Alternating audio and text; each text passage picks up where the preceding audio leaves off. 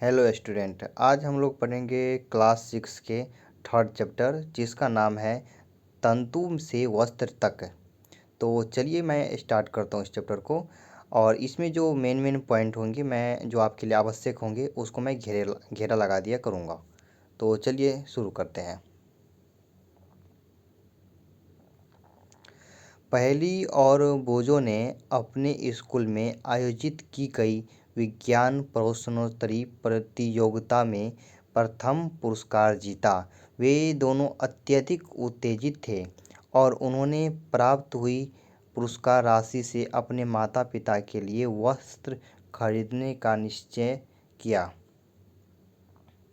वे कपड़े की दुकान पर वस्त्र सामग्री की विस्तृत विविधता देखकर उलझन में फंस गए।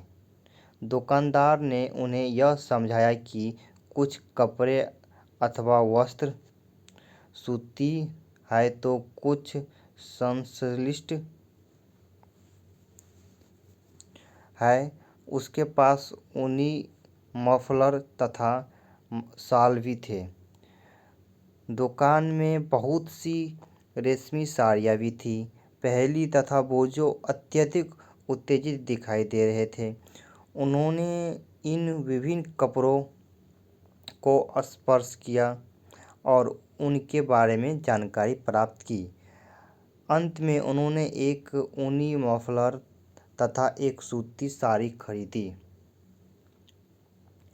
कपड़े की दुकान का भ्रमण करने के पश्चात पहेली और बोझो ने अपने परिवेश में विभिन्न प्रकार के वस्त्र को ध्यान से देखना आरंभ कर दिया। उन्होंने यह देखा कि बेडशीट, बिस्तर पर बिछाने की चादर जिसे बोलते हैं, कंबल, पर्दे, मेजपोश, तौलिए और झारन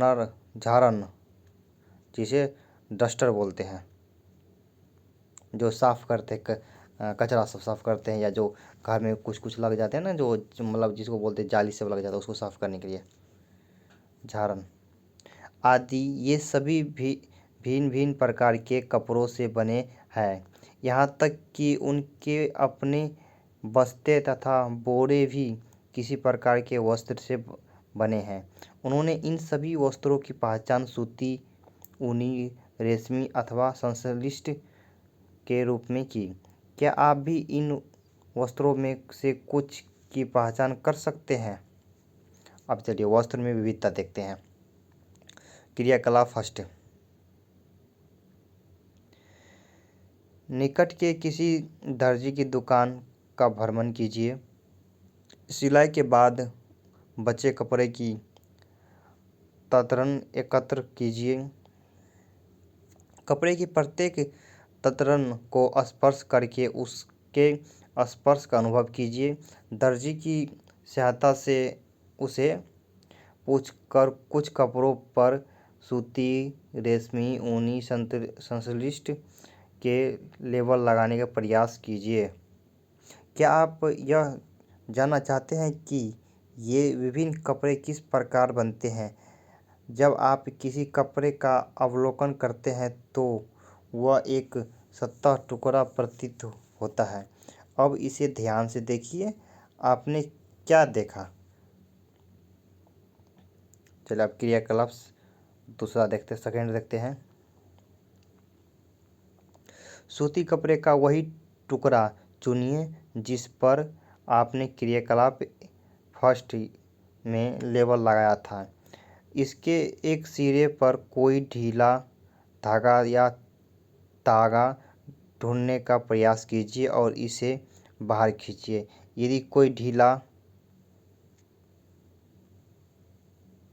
धागा दिखाई न दे तो पिन अथवा सुई की सहायता से आप एक धागा धीरे धीरे बाहर खींच सकते हैं। हम यह देखते हैं कि धागों को एक साथ व्यवस्थित करने पर वस्त्र बना है। ये धागे किससे बनते हैं? अब चलिए तंतु देखते हैं। क्रियाकलाप थर्ड। किसी सूती कपड़े के टुकड़ों से कोई धागा बाहर निकालिए। इस धागे इस तागे के टुकड़े को मेज पर रखिए। इस तागे के टुकड़ों के एक सिरे को अपने अंगूठों से दबाइए। तागे के दूसरे सिरे को उसकी लंबाई के अनुदिश चित्र 3.4 में दिखाया गया है में दर्शाए अनुसार अपने नाखून से खरोंचिए। क्या आप इस सिरे पर यह देखते हैं कि तागा पतली लड़ियों में विखंडित हो गया। यहाँ पर देखिए दिखाया गया है आपको चित्र में ऐसे।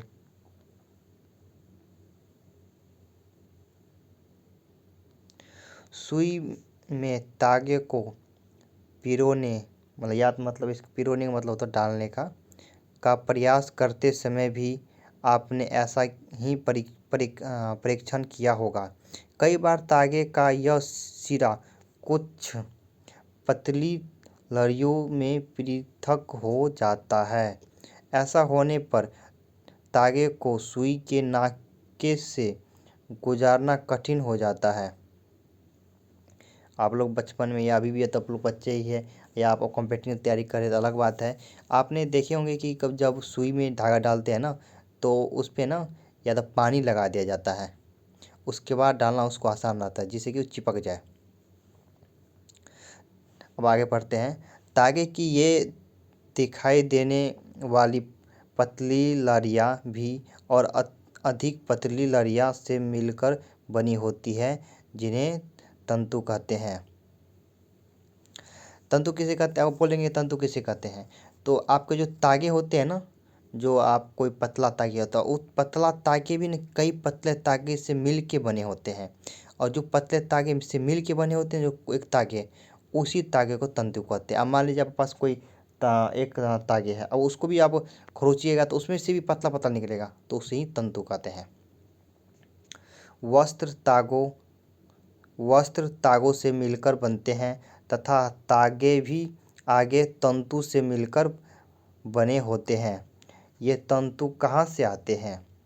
कुछ वस्त्रों जैसे सूती, जूट, रेशमी तथा ऊनी के तंतु पादपों तथा जंतुओं से प्राप्त होते हैं।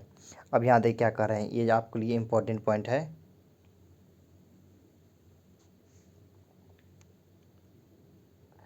कुछ वस्त्र जैसे सूती, जूट, रेशमी तथा ऊनी के तंतु पादपों तथा जंतु से प्राप्त होते हैं। इन्हें प्राकृतिक तंतु कहते हैं। रुई तथा जूट पादपों से प्राप्त होने वाले तंतु के उदाहरण हैं। ऊन तथा रेशम जंतु से प्राप्त होते हैं। ऊन भेड़ अथवा बकरी की कर्तित ऊन से प्राप्त होती है। इसे खरगोश, याक तथा ऊँट के बालों से भी प्राप्त किया जाता है। रेशमी तंतु रेशम कीट कोकून से खींचा जाता है। अब यहाँ पर देखिए आपको पूछा जाएगा कि ऊन तथा रेशम जो है किससे प्राप्त होते हैं, तो भेड़ से होते हैं, बकरी से होते हैं, याक से होते हैं, खरगोश से होते हैं, इन सब से होते हैं। उसके बाद रेशमी तंतु किससे प्राप्त होते हैं, तो रेशमी तंतु रेशम के कीट से प्राप्त होते हैं या जिसे कोकून कहते हैं। और रुई और जूट किससे प्राप्त होते हैं, तो पादप से प्राप्त होते हैं। पादप से या तंतु के उदाहरण पादप से प्राप्त होते हैं। अब चलिए आगे देखते हैं। हजारों वर्ष तक वस्त्र निर्माण के लिए केवल प्राकृतिक तंतु का ही उपयोग होता था। पिछले लगभग 100 वर्षों से ऐसे रासायनिक पदार्थों जिनका स्रोत पादपों अथवा जंतु नहीं है से तंतु का निर्माण किया जा रहा है। अब ऐसे भी वस्त्र बनाया जाता है जो कि ना ही प्राकृतिक है ना ही जंतु का है, मतलब ये रासायनिक ही मतलब फैक्ट्री में तैयार किया जाता है। ऐसे भी बहुत सारे वस्त्र होते हैं। इन्हें संश्लिष्ट तंतु कहते हैं। अब जो मतलब रेस है जो मतलब कपड़े मान लीजिए जो आपको तागे तागे होते हैं, जो तंतु होते हैं, वो आपको नहीं प्रकृति से प्राप्त हुआ और नहीं यदि आपको कोई जानवर से प्राप्त हुए हैं, मतलब जीव से प्राप्त हुए हैं, तो फिर किससे प्राप्त होंगे? वो रसायन के द्वारा बनाया जाएगा, जो फैक्ट्री में बनाया जाएगा। और जो फैक्ट्री में बनाया जाएगा उसे ही संश्लिष्ट तंतु कहते हैं। जैसे इसका उदाहरण है पॉलिएस्टर, नालायन, नायलाइन नालाइन नायलॉन नायलॉन बोलते हैं, पॉलिएस्टर, नायलॉन और एक्रिलिक संश्लिष्ट तंतु के कुछ उदाहरण हैं।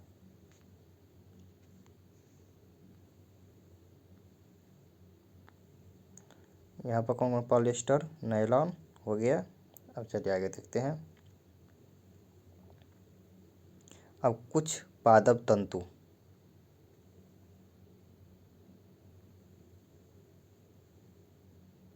अब रुई। क्या आपने कभी तेल के लैंपों के लिए बत्तियां बनाई है? इन बत्तियों को बनाने के लिए आप क्या उपयोग में लाते हैं? इन रुई का उपयोग गद्दों, रजाइयों अथवा तकियों में भी किया जाता है। कुछ रुई लीजिए, इसे खींचकर पृथक कीजिए और इसके किनारों को ध्यान से देखिए। आपने क्या परीक्षण किया? ये छोटी पतली लड़ियाँ जिन्हें आप देख रहे हैं, कपास तंतु से बनी है। अब आप जो आपके तकिया में बहुत जगह आप देखे होंगे ना, रुई होते हैं। जैसे आप घर में दिया जलाते हैं ना, तो दिया में भी दिया जाता है रुई। तो ये जो रुई है, तो रुई कहाँ से आते हैं? ये बोलते हैं कपास के तंतु से बने होते हैं। किससे बने होते हैं? कपास के तंतु से बने होते हैं।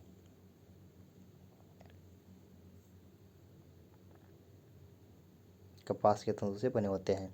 रुई कहाँ से आती है? इसे खेत में उगाया जाता है। साधारणतया कपास के पौधे वहाँ उगाए जाते हैं जहाँ की मृदा काली तथा जलवायु उष्ण होती है। क्या आप ऐसे कुछ राज्य के नाम बता सकते हैं जहाँ हमारे देश में कपास की कृषि की जाती है? कपास पादप के फल लगभग नींबू की माप के होते हैं। पूर्ण परिपक्व होने पर बीज टूटकर खुल जाते हैं तथा अब कपास तंतु से ढके बिनोले को देखा जा सकता है। क्या आपने ऐसा कपास खेत देखा है जो कपास चुने जाने के लिए तैयार हो चुका है? इस समय खेत कपास के परिफलों से इतना श्वेत हो जाता है जैसे हिम ने ढक लिया हो। चित्र 3.3.6 में देख सकते हैं। अब देखिए यहाँ पे ऐसे होते हैं। जैसे नींबू होते हैं ना, नींबू जो छोटे छोटे होते हैं ना, तो वैसे ही इसका ना फर होते हैं, ठीक है। जो इसका गट्ठा होते हैं वैसे ही होते हैं, नींबू जैसे ही होते हैं। और वो ना टाइम होने के मतलब कुछ दिन के बाद फिर वो ना अपने आप खुल जाते हैं, ठीक है। और अपने आप मतलब उसका जो नींबू वाला शेप होता है ना, वो फट जाते हैं अपने आप। और फटने के बाद उसमें से ना ऐसे रुई जैसे निकल जाते हैं। चलिए अब आगे देखते हैं इसे।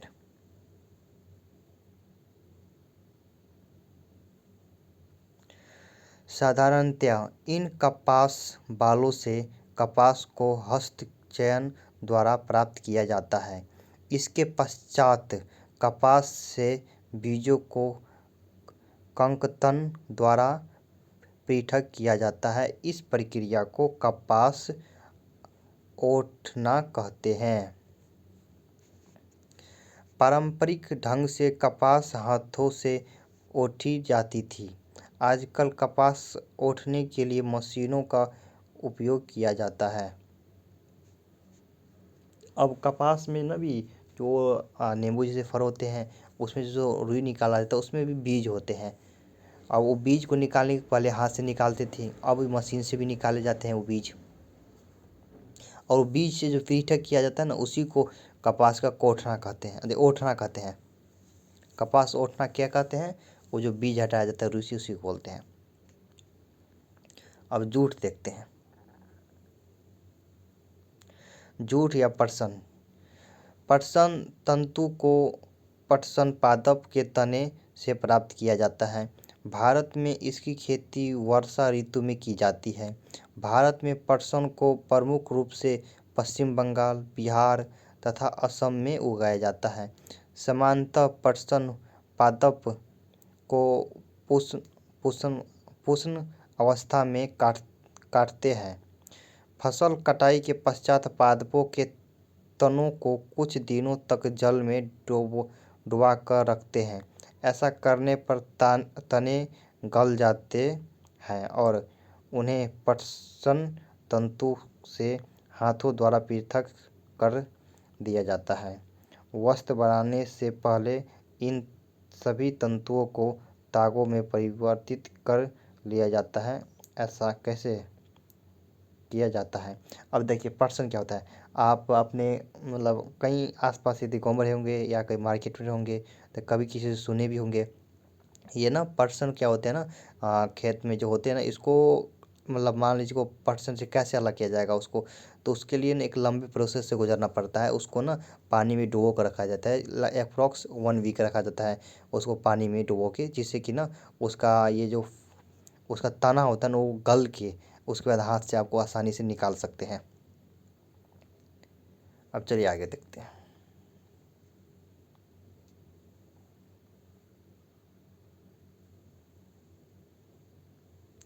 सूती तागे की कटाई, और यहाँ से देखते हैं।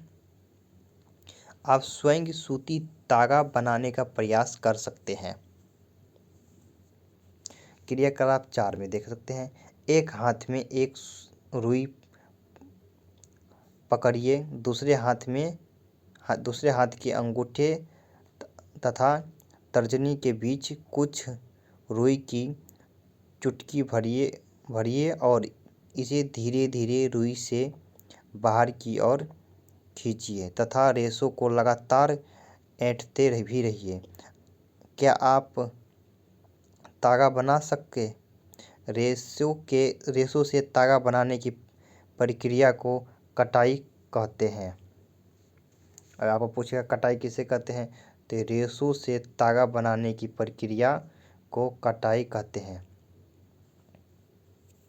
इस प्रक्रिया में रुई के एक पुंज से रेशों को खींचकर ऐंठते हैं। ऐसा करने से रेशे के आसपास आ जाते हैं। ऐसा करने से रेशे आसपास आ जाते हैं और तागा बन जाता है। कटाई के लिए एक सरल युक्त हस्त कटवा का उपयोग किया जाता है, जिसे कटली कहते हैं। हाथ से प्रचलित कटाई में उपयोग होने वाली एक अन्य युक्त चरखा है। चरखे के उपयोग को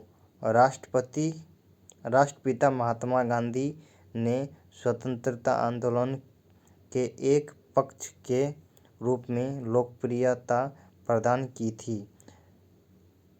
उन्होंने लोगों को हाथ कटे तागों से बुने वस्त्रों को पहनने तथा ब्रिटेन की मिलों में बने आयातित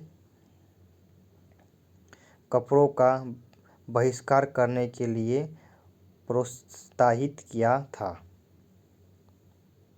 अब आगे देखते हैं। वृहद पैमाने पर तागों की कटाई का कार्य कटाई मशीनों की सहायता से किया जाता है। कटाई के पश्चात तागों का उपयोग वस्त्र बनाने में किया जाता है। अब देखिए तागे से वस्त्र कैसे बनते हैं। तागे से वस्त्र बनाने की कई विधियां हैं। इनमें 2 प्रमुख विधियां बुनाई तथा बंधाई है।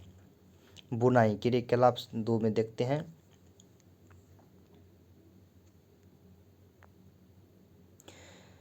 आपने यह ध्यान दिया होगा कि वस्त्र तागों के 2 सेटों जिन्हें एक साथ व्यवस्थित किया जाता है से मिलकर बनते हैं। तागों के 2 स्लेटों को आपस में व्यवस्थित करके वस्त्र बनाने की प्रक्रिया को बुनाई कहते हैं। अब बुनाई किसे कहते हैं? आपस में व्यवस्थित करके वस्त्र बनाने की प्रक्रिया को बुनाई कहते हैं। आइए कागज की कुछ पट्टियों को बुनने का प्रयास करते हैं। क्रियाकलाप 5 में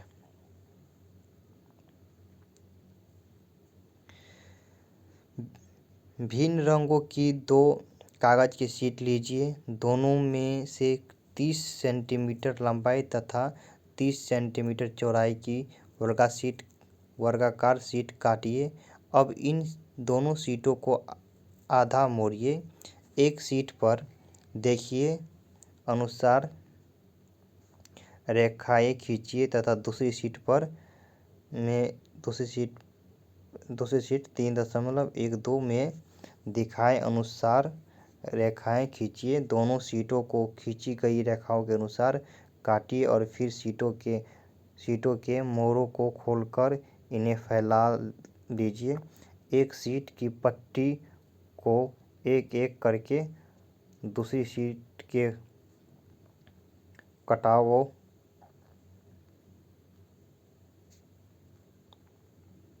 कटावों से 3.11 में दिखाए गए अनुसार बुनिए।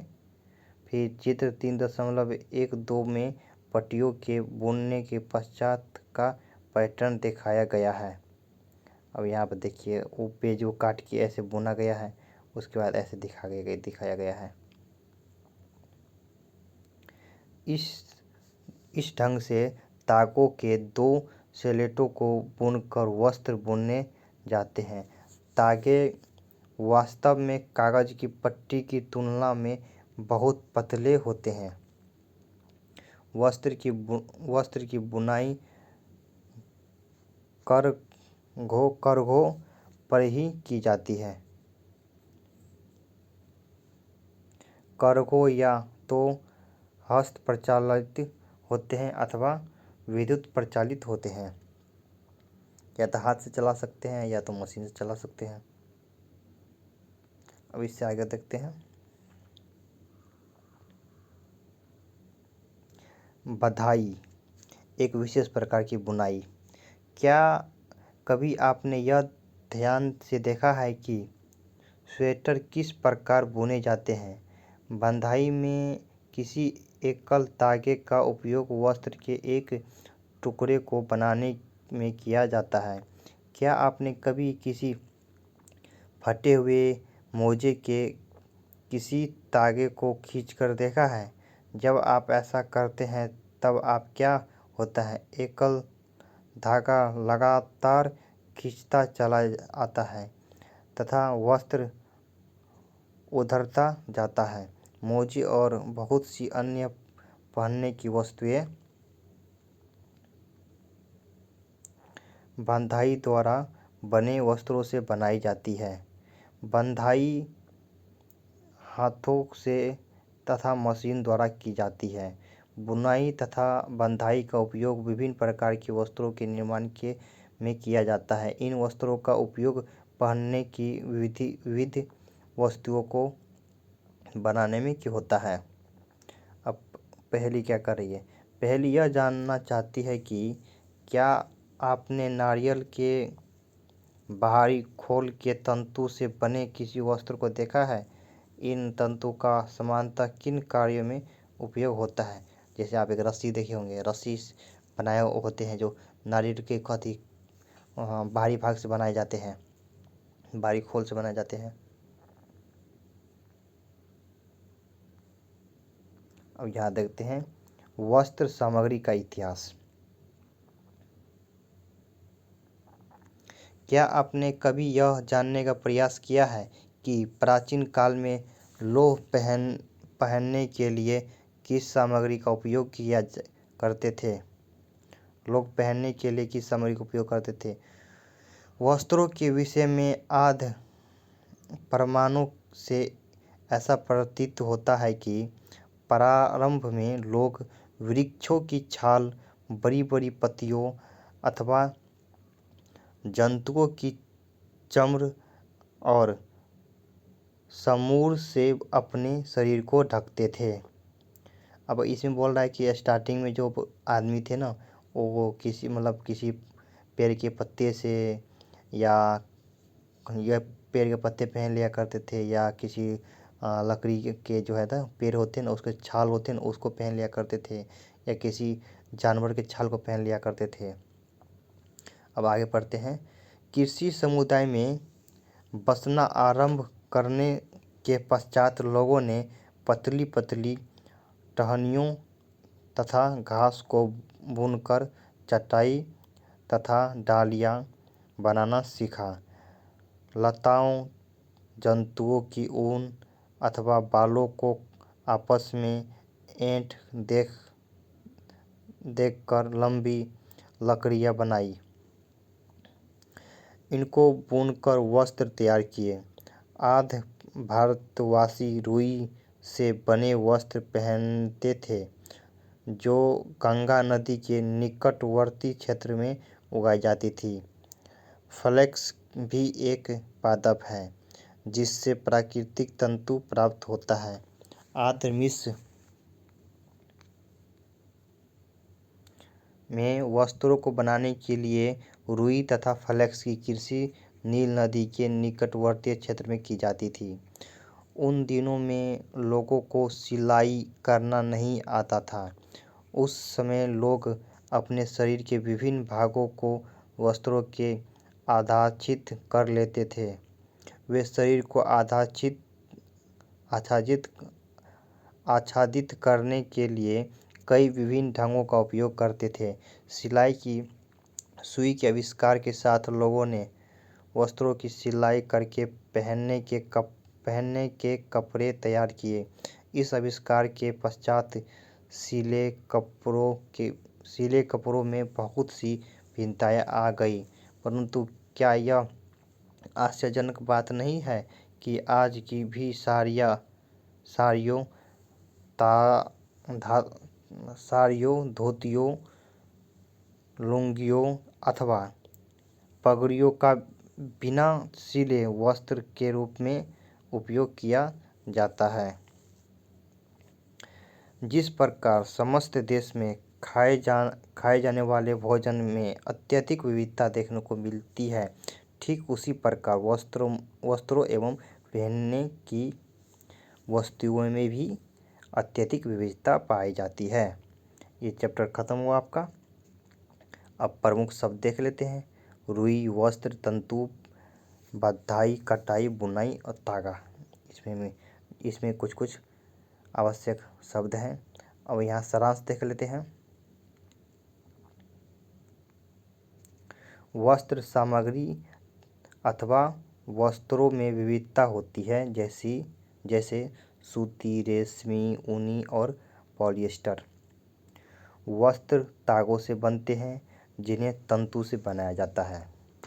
तंतु या तो प्राकृतिक होते हैं अथवा संश्लिष्ट।